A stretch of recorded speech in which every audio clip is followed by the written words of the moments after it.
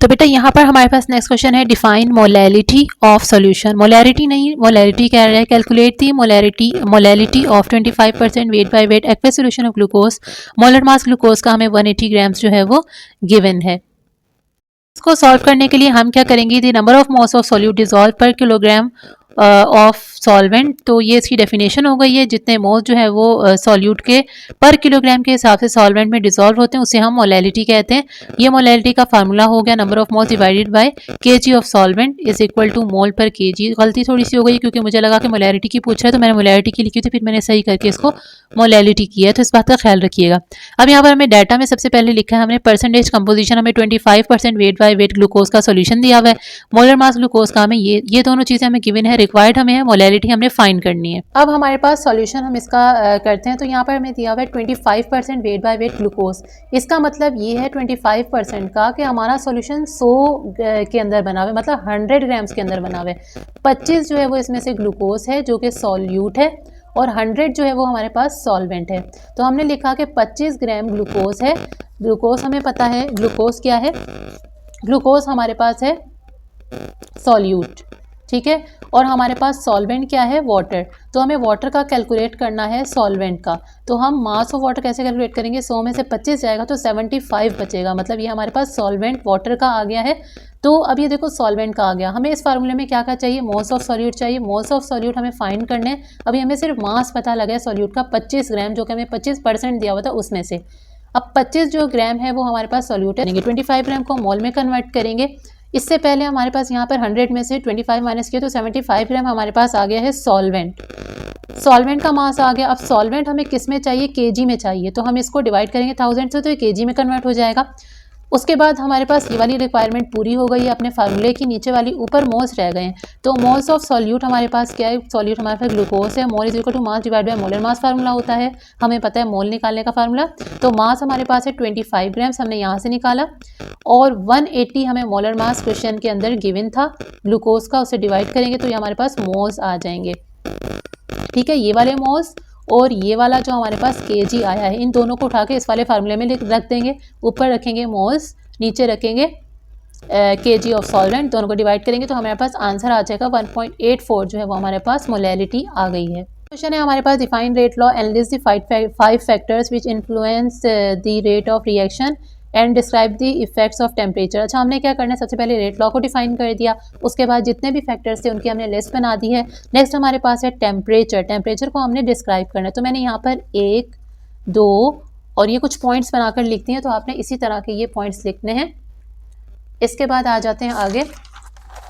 ये देखो, ये हमने यहाँ पर सारा डिफाइन करने के बाद हमने यहाँ ग्राफ भी बना दिया, फिर ग्राफ को भी थोड़ा सा हमने डिस्क्राइब कर दिया। यहाँ तक हमारा ये आंसर हो गया ख़त्म। नेक्स्ट हम क्वेश्चन पर आ जाएंगे। A solution is prepared by mixing 600 centimetre cube of 7.5 exponent -4 m barium chloride into 300 centimetre cube of 2.4। ये हमें जो है वो क्वेश्चन दिया। अब इस क्वेश्चन को हम सॉल्व करते हैं। सबसे पहले हम डाटा बनाएंगे इसका। यहाँ पर हमें गिवन है 600 सेंटीमीटर क्यूब वॉल्यूम, तो वॉल्यूम ऑफ बेरियम क्लोराइड हमें गिवन है 600 सेंटीमीटर क्यूब, और हमें जो कंसंट्रेशन दी गई है, कंसंट्रेशन ऑफ बेरियम क्लोराइड हमें गिवन है 7.5 एक्सपोनेंट -4 m। उसके बाद सेकंड हमारे पास ये वाला वॉल्यूम है, volume of sodium sulphate Na2SO4 हमें कितना गिवन है 300 सेंटीमीटर क्यूब, और उसके बाद हमें गिवन है concentration of Na2SO4 2.4 exponent -3 m। अब हमें कह रहा है कि जो KSP है ये भी हमें गिवन है। KSP ऑफ BaSO4 हमें गिवन है कितनी 1.1 एक्सपोनेंट -10 मोल स्क्वायर पर dm6। ये क्या कह रहा है कि हमने फाइंड करना है विल बेरियम सल्फेट प्रेसिपिटेट्स और नॉट। हमें ये फाइंड करना है कि प्रेसिपिटेट्स बनेंगे बेरियम सल्फेट के या नहीं। तो पहले क्वेश्चन को समझते हैं। सबसे पहले कह रहा है कि एक बीकर है, ठीक है, और ये दूसरा बीकर है, ठीक है। अब इसमें से एक बीकर के अंदर हमारे पास है बेरियम क्लोराइड, यानी हमारे पास BaCl2 इधर है और इधर हमारे पास है Na2SO4। अब हमें इसकी कंसंट्रेशन और हमें इसकी मोलैरिटी जो है कंसंट्रेशन और हमें वॉल्यूम बता रहे हैं इनके कितने। इसका वॉल्यूम हमारे पास है 600 सेंटीमीटर क्यूब, इसका वॉल्यूम है 300। इनकी कंसंट्रेशन दोनों की बता रहे हैं अलग अलग। और अब ये जो है ना कह रहे हैं कि इन दोनों को हमने मिला लिया और एक हमने सॉल्यूशन बनाया। सही है। सॉल्यूशन बेरियम क्लोराइड वाले के अंदर बेरियम के जो है वो आयंस मौजूद होंगे, यानी Ba+2 होंगे और साथ में Cl- होंगे। यहाँ पर हमारे पास सोडियम प्लस होगा और यहाँ पर हमारे पास होगा सल्फेट माइनस, यानी इसको भी हमने आयंस में ब्रेक कर दिया क्योंकि इनका सॉल्यूशन बना हुआ है। ये Cl- है। और अब देखो, अब हम क्या करेंगे कि यहाँ पर हम इसके जो इन दोनों को जब ऐड करेंगे तो पॉजिटिव वाला नेगेटिव के साथ, नेगेटिव वाला पॉजिटिव के साथ जो है वो जाएगा। तो हमारे पास क्या बनेगा, हमारे पास बनेगा NaCl और साथ में हमारे पास क्या बनेगा Na और ये हमारे पास Cl बन गया BaSO4। ठीक है, BaSO4 बन गया कि हमने इन दोनों को मिक्स कर दिया। तो यहाँ पर 600 है और यहाँ पर 300 गिवन है। 600 में हम 300 को ऐड कर देंगे, यानी कि हमने इन दोनों को मिला दिया तो जाहिर सी बात है सॉल्यूशन 600 + 300 कितना बनेगा, 6 7 8 6 7 8 9, तो 900 सेंटीमीटर क्यूब जो है वो हमारे पास इसका वॉल्यूम आ गया। तो ये हमसे पूछ रहा है इस क्वेश्चन में कि क्या बेरियम सल्फेट प्रेसिपिटेट्स बनाएगा या नहीं। तो सबसे पहले हम इसकी इक्वेशन लिखेंगे। यहाँ पर BaSO4 को इसके आयंस में ऐसे ब्रेक करेंगे, Ba+2 आ जाएगा और सल्फेट के ऊपर आ जाएगा -2, ऐसे हमने लिख दिया। अब अगर देखो हमें जो है वो ये वाला क्वेश्चन सॉल्व करना है तो हमें KSP गिवन है, हमें जो है वो इसमें आयनाइजेशन प्रोडक्ट जो है वो इसका निकालना, आयोनिक प्रोडक्ट इसका निकालना है। सॉरी, KSP हमें गिवन है, हमने इसका आयोनिक प्रोडक्ट निकालना है। तो आयोनिक प्रोडक्ट निकालने के लिए इन दोनों की हमें अगर कंसंट्रेशंस पता होंगी ना, मोलैरिटी हमें इन दोनों की पता होगी, तो हम जो है वो इसको क्या कर सकेंगे, फाइंड कर सकेंगे वैल्यू के फिर हम इन दोनों वैल्यूज़ को कंपेयर करेंगे। तो पहले मैंने सबसे पहले इसकी इक्वेशन लिख दी है। तो KSP क्या होती है कि हमें इन दोनों की मोलैरिटी, इन दोनों की हमें कंसंट्रेशंस पता होती हैं, तो हम उन दोनों को मल्टीप्लाई कर लेते हैं तो हमारे पास आ जाता है KSP।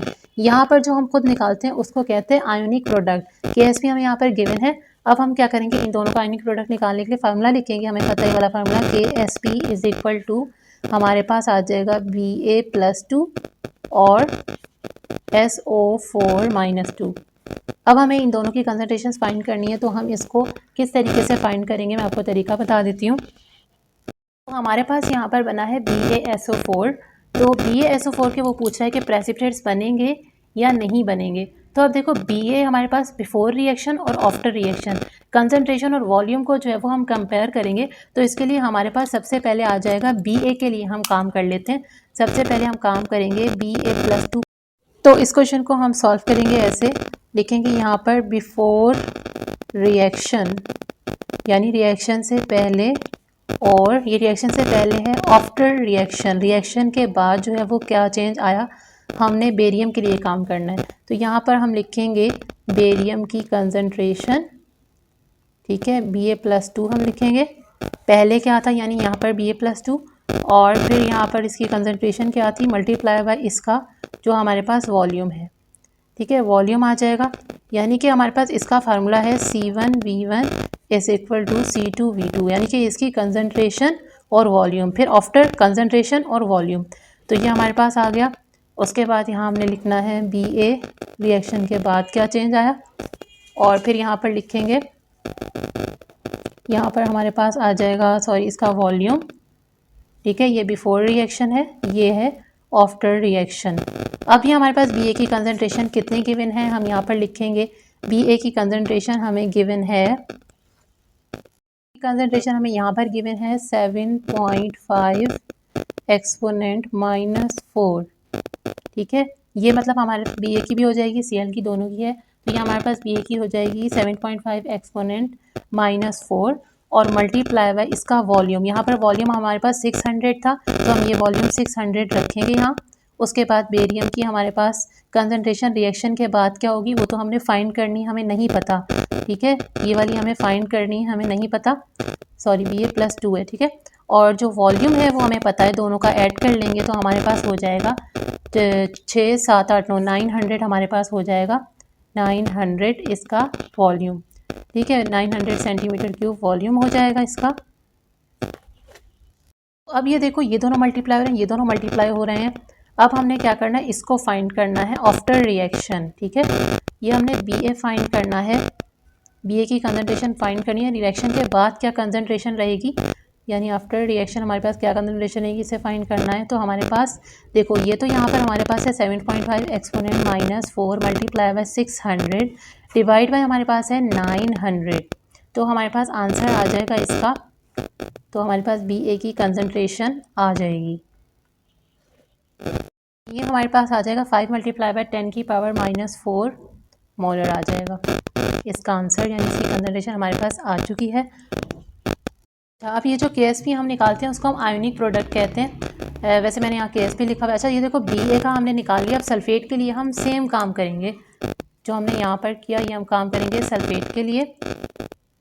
For reaction, after reaction C1V1 is equal to C2V2, यानी कंसनट्रेशन को वॉल्यूम से मल्टीप्लाई करेंगे। इसकी कंसनट्रेशन हमें कितनी गिवन है, यहाँ पर हमें गिवन है 2.4 मल्टीप्लाई बाय 10 की पावर -3 मल्टीप्लाई बाय वॉल्यूम पहले कितना था, रिएक्शन करने से 300 था। ठीक है, और ये C2 तो हमें पता ही नहीं है, तो C2 हम जो है वो फाइंड करेंगे सल्फेट के लिए। ये सल्फेट के लिए हम फाइंड करेंगे आफ्टर रिएक्शन, और वॉल्यूम हमारे पास कितना हो जाएगा, टोटल 900 आफ्टर रिएक्शन हो जाएगा 900। तो ये हमारे पास आ जाएगा सल्फेट के लिए। ठीक है, सल्फेट के ऊपर -2 चार्ज होता है, हमें ये पता है। अच्छा, अब यहाँ पे आ जाएगा 2.4 मल्टीप्लाई बाय 10 की power -3 multiply by 300 divided by 900। तो ये हमारे पास सल्फेट की जो है वो कंसनट्रेशन निकल कर आ जाएगी। इन सबको हमने मल्टीप्लाई किया और डिवाइड कर लेंगे 900 से, तो हमारे पास आंसर आ जाएगा 8 मल्टीप्लाई बाय 10 की पावर -4। अब हम इधर दोनों वैल्यूज़ को रख देंगे। दोनों वैल्यूज़ हमारे पास, एक वैल्यू है 5 मल्टीप्लाई बाय 10 की पावर -4 बी ए की, और दूसरी वैल्यू हमारे पास है 8 मल्टीप्लाई बाय 10 की पावर -4। दोनों मल्टीप्लाई हो जाएंगी तो ये हमारे पास आयोनिक प्रोडक्ट जो है वो आ जाएगा, यानी कि SP जो हमने खुद निकाला है वो आ जाएगा। कितना आएगा देखते हैं, मल्टीप्लाई कर हमारे पास आ जाएगा 4 मल्टीप्लाई बाय 10 की पावर -7 मोलर का, मोलैरिटी का स्क्वायर, यानी इधर भी m था यूनिट और उधर भी m, तो m का स्क्वायर हो जाएगा इसका यूनिट। अब हम इन दोनों को कंपेयर करेंगे, इस वाली वैल्यू को इस वाली से कंपेयर करेंगे कि दोनों में से कौन सी वैल्यू जो है वो बड़ी है। हमारे पास आयोनिक प्रोडक्ट की वैल्यू बड़ी है, या फिर हमारे पास जो है वो KSP जो हमें गिवन है उसकी वैल्यू बड़ी है। जितनी छोटी वैल्यू होती है उतनी ही बड़ी होती है, यानी यहाँ पर -10 है और यहाँ पर -7 है, तो हमारे पास जो आंसर है वही बड़ा है। इसका मतलब आयोनिक प्रोडक्ट बड़ा होने का मतलब है कि प्रेसिपिटेट्स जो हैं विल फॉर्म, प्रेसिपिटेट्स जो हैं वो बनेंगे। ये न्यूमेरिकल हमारा हो गया है सॉल्व। आयोनिक प्रोडक्ट जब बड़ा होगा KSP से तो प्रेसिपिटेट्स जो हैं वो बनेंगे बेरियम सल्फेट के, तो यही हमारा आंसर हो जाएगा। अगर KSP बड़ा होता तो हमारे पास प्रेसिपिटेट्स जो हैं वो ना बनते। इस न्यूमेरिकल में हमें कहा है कि rate constant for decomposition of NO2, rate constant की वैल्यू दी हुई है K की, फिर हमें एक इक्वेशन दी हुई है, फिर हमें कहता है कि रेट एक्सप्रेशन लिखो। सेकंड चीज़, इनिशियल रेट हमें जो है वो फाइंड करना है जब इनिशियल कंसनट्रेशन गिवन है NO2 की। थर्ड है हमारे पास, आपने जो है वो रेट कांस्टेंट की वैल्यू फाइंड करनी है जब इनिशियल कंसनट्रेशन की वैल्यू को हम डबल कर देंगे। तो सबसे पहले हम इस सॉल्यूशन में क्या करेंगे, यहाँ पर गिवन है K,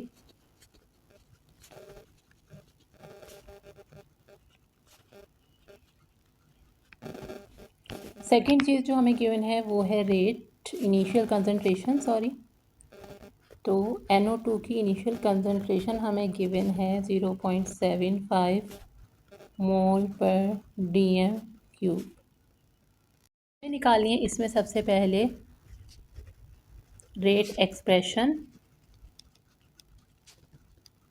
सेकेंड चीज़ जो हमें फाइंड करनी है वो है हमारे पास फाइंड इनिशियल रेट, हमें जो है वो रेट फाइंड करना है। थर्ड चीज़ जो हमारे पास है वो हमारे पास है K, रेट कांस्टेंट की वैल्यू फाइंड करनी है इफ़ NO2 की जो कंसंट्रेशन है वो हो जाएगी डबल्ड। इसमें हमारे पास है सबसे पहले रेट एक्सप्रेशन लिखनी है इसकी, तो ये इक्वेशन देखेंगे।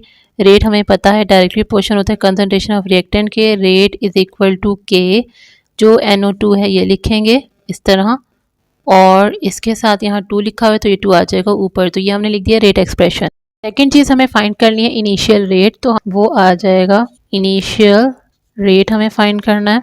पर हम लिखेंगे इनिशियल रेट फाइंड करने के लिए रेट इज इक्वल टू के की वैल्यू हमें गिवन है 1.8 exponent -3 DM cube mole inverse और सेकेंड इनवर्स, ये हमें गिवन है। इसके अलावा NO2 की वैल्यू हमें गिवन है 0.75 मोल पर DM क्यूब, तो इन दोनों को मल्टीप्लाई करेंगे तो हमारे पास रेट की वैल्यू आ जाएगी। और ये जो हमें दिया हुआ है इसका हमने स्क्वायर लेना है क्योंकि हमारे पास यहाँ फार्मूले में गिवन है। अब इन सबको मल्टीप्लाई करेंगे तो देखते हैं क्या आएगा।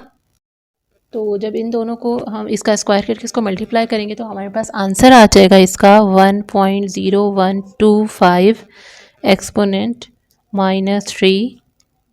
ठीक है, अच्छा अब यूनिट में हम देखेंगे तो ये DM क्यूब और ये वाला DM क्यूब नीचे है, ये कैंसिल हो जाएगा, ये मोल मोल हमारे पास कैंसिल हो जाएगा।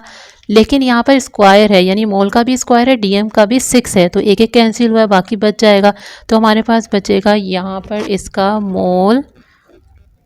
मोल पर DM क्यूब और सेकेंड, ये हमारे पास आ जाएगा। या फिर हम ये भी लिख सकते हैं M पर S इसका जो है वो यूनिट आ जाएगा। नेक्स्ट हमारे पास जो पूछा गया है वो है K की वैल्यू। अच्छा, अब हमारे पास जो है वो कह रहा है कि इनिशियल रेट को हम डबल कर देंगे, यानी इसको मल्टीप्लाई करवा देंगे 2 से। इसको जब 2 से मल्टीप्लाई करवाएंगे तो हमारे पास आ जाएगा 1.5, तो ये हम यहाँ पर वैल्यू पुट करेंगे 1.5। तो रेट हमारे पास हमने डबल कर दिया, इनिशियल कंसंट्रेशन डबल कर दी। अब रेट को हम डबल करेंगे तो रेट की वैल्यू हमारे पास ये आई है, इसको मल्टीप्लाई करवा देंगे 2 से। तो इसको मल्टीप्लाई 2 से करवा के हम देखते हैं, तो मल्टीप्लाई करवाने से हमारे पास जो ये वाली वैल्यू है इसको 2 से मल्टीप्लाई करवा के, क्योंकि जब कंसंट्रेशन डबल होती है तो रेट भी डबल हो जाता है, दोनों डायरेक्ट रिलेशन होता है। तो 2 से मल्टीप्लाई करवाने से इस वाली वैल्यू को हमारे पास आ जाएगा 2.025 एक्सपोनेंट -3। अब हम क्या करेंगे कि K की वैल्यू निकालेंगे। K की वैल्यू हमारे पास आ जाएगी 1.8 exponent -3 DM cube mole inverse और सेकेंड इनवर्स। हम चाहें तो इसके यूनिट साथ लिख सकते हैं यहाँ पर, और फिर उनको जो है वो क्या करेंगे कट करके फाइनल आंसर हमारे पास ये आएगा। ठीक है, ये सेकेंड इनवर्स लिखा हुआ है, तो ये हमारे पास आ गई K की वैल्यू। मतलब K की जो वैल्यू है वो चेंज नहीं हुई, चाहे आप जो है वो रेट को जो है वो डबल कर दो या इनिशियल कंसंट्रेशन को डबल कर दो, तो K की वैल्यू जो है वो डिपेंड नहीं करती इन दोनों। सबसे पहले हम इसका डाटा बनाएंगे, तो हमें 40 DM क्यूब दिया हुआ है वॉल्यूम हमें गिवन है 40 DM क्यूब। हाइड्रोजन गैस का was collected over water at 813 torr. 813 torr हमें प्रेशर दिया गया है। ठीक है, तो हमारे पास प्रेशर है 813, यानी कि अगर जो हम हाइड्रोजन गैस कलेक्ट कर रहे हैं वो वाटर पर कलेक्ट कर रहे हैं, तो इसका मतलब ये हमारे पास प्रेशर हो गया मॉइस्ट गैस का। यह भी हमारे पास है मॉइस्ट गैस। ठीक है, तो ये 813 हो गया। What would be the volume of dry gas, हमने वॉल्यूम जो है वो फाइंड करना है ड्राई गैस का, यानी कि इसका मतलब एक वॉल्यूम ये है, दूसरा वॉल्यूम हमारे पास ये हो गया। वॉल्यूम ऑफ ड्राई गैस हमने फाइंड करना है स्टैंडर्ड टेम्परेचर। अच्छा, STP का मतलब है कि हमारे पास एक टेम्परेचर तो हमें गिवन है T1, वो हमारे पास तो 23 डिग्री सेंटीग्रेड गिवन है। अच्छा, इसको तो छोड़ दो, अभी ये बाद में करते हैं। 23 डिग्री का मतलब ये है कि 23 में प्लस करेंगे 273, तो हमारे पास क्या आएगा, आ जाएगा 296 केल्विन। अब हमारे पास इतना डेटा बन गया। नेक्स्ट हमें बता रहा है कि ये सब कहाँ पर हो रहा है, स्टैंडर्ड कंडीशंस पर, मतलब STP पर। STP का मतलब है स्टैंडर्ड टेम्परेचर। स्टैंडर्ड टेम्परेचर हमारे पास होता है 273 केल्विन या फिर 0 डिग्री सेंटीग्रेड। इसके अलावा हमारे पास प्रेशर जो है वो होता है कितना, 760 टोर। तो ये हमारे पास स्टैंडर्ड कंडीशंस हो गई। तो हमारे पास एक टेम्परेचर ये वाला गिवन है, तो दूसरे टेम्परेचर को T2 कह देंगे। तो ये हमारे पास प्रेशर जो है वो उसको कह देंगे कि हमारे पास जो प्रेशर है 760 टोर, इसको हम कह देंगे P2।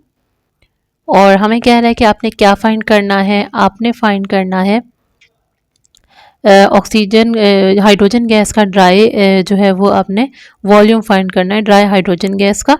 इसके अलावा हमें एक और वेपर प्रेशर गिवन है, यानी कि हमें एक और प्रेशर गिवन है वाटर वेपर्स का। ठीक है, वाटर वेपर्स का जो हमारे पास है वो कितना है, 21 टोर जो है वो गिवन है। अब हमने ये वाला क्वेश्चन सॉल्व करना है। ये क्वेश्चन जो है वो हमारे पास कौन सा है, आप सबको ही पता लग गया होगा। क्वेश्चन है हमारे पास डाल्टन्स लॉ की एप्लीकेशन का। तो हमें सबसे पहले जो है वो निकालना पड़ेगा ड्राई गैस का प्रेशर। तो इस क्वेश्चन में सबसे पहले हम pressure of dry gas find करेंगे। तो pressure of dry gas find करने के लिए हमें प्रेशर ऑफ मॉइस्ट गैस में से माइनस करना होता है प्रेशर ऑफ जो आपके पास वाटर वेपर्स होता है। तो अब हम देख लेते हैं हमें कितना गिवन है मॉइस्ट गैस का। मॉइस्ट गैस का हमें गिवन है 813 टोर। तो यहाँ लिखेंगे 813 माइनस यहाँ पर हमें गिवन है कितना, 21 वाटर वेपर्स का। तो हमारे पास वाटर वेपर्स का 21 माइनस करेंगे तो हमारे पास प्रेशर आ जाएगा ड्राई गैस का। और देखते हैं इसको माइनस करके कितने टोर आता है। अच्छा, इसको जब हमने इसमें से माइनस किया तो हमारे पास आ गया 810 टोर। अब हमने फाइंड करना है जो हमारे पास है V2। इसको फाइंड करने के लिए हमारे पास एक होता है फार्मूला, वो है P1 V1 upon T1 is equal to P2 V2 upon T2। तो हमने V2 जो है वो फाइंड करना है, V2 फाइंड करना है। अच्छा, यहाँ से हमने P2 जो है वो फाइंड कर लिया है। P2 हमारे पास हमने यहाँ से P1 फाइंड कर लिया है, P1 हमने यहाँ से फाइंड कर लिया प्रेशर ऑफ ड्राई गैस। अच्छा, अब हमने यहाँ पे क्या करना है, V2 निकालना है। V2 निकालने के लिए V2 को जो है वो हम निकालेंगे कैसे, सबसे पहले इस इक्वेशन को ऐसे क्रॉस मल्टीप्लाई करते हैं। तो क्रॉस मल्टीप्लाई करने के बाद आ जाएगा P1 V1 T2, यानी इससे मल्टीप्लाई हो गया, इधर रह जाएगा ये P2 V2 वैसे ही रहेगा, T1 इधर आ जाएगा। हमने फाइंड क्या करना है, V2 फाइंड करना है। तो देखो यहाँ पे P1 V1 T2 यहीं रहेगा और हमने V2 फाइंड करना है तो P2 और T1 यहाँ आ जाएगा, यानी कि हमारे पास एक तरफ रह जाएगा V2 सिर्फ। तो V2 फाइंड करना है, बाकी सब वैल्यूज़ हमने यहाँ पर पुट करनी है। यहाँ पर हम वैल्यूज़ पुट करेंगे। P1 की वैल्यू हमने यहाँ से निकाली है 810। V1 जो है वो यहाँ पर चेक करते हैं क्या है हमारे पास। V1 है हमारे पास 40, V1 हमारे पास है 40। T2 हमारे पास है यहाँ पर, T2 हमारे पास यहाँ पर गिवन है 273 केल्विन, यहाँ लिखेंगे 273 केल्विन। इसके अलावा हमारे पास यहाँ पर T1 है 296 केल्विन, ये 296 केल्विन है। तो यहाँ पर हम लिखेंगे 296 केल्विन मल्टीप्लाई बाई P2 हमारे पास जो है वो कितना गिवन है, यहाँ पर चेक कर लेते हैं। P2 760 टोर गिवन है, यहाँ लिखते हैं 760। तो ये हमारे पास आंसर जो है वो V2 का कितना आ जाएगा। हम इन सबको मल्टीप्लाई और डिवाइड करते हैं। इन सबको मल्टीप्लाई डिवाइड करने से हमारे पास आ जाएगा 39 तो 39.31 हमारे पास TM क्यूब आंसर आ जाएगा इसका।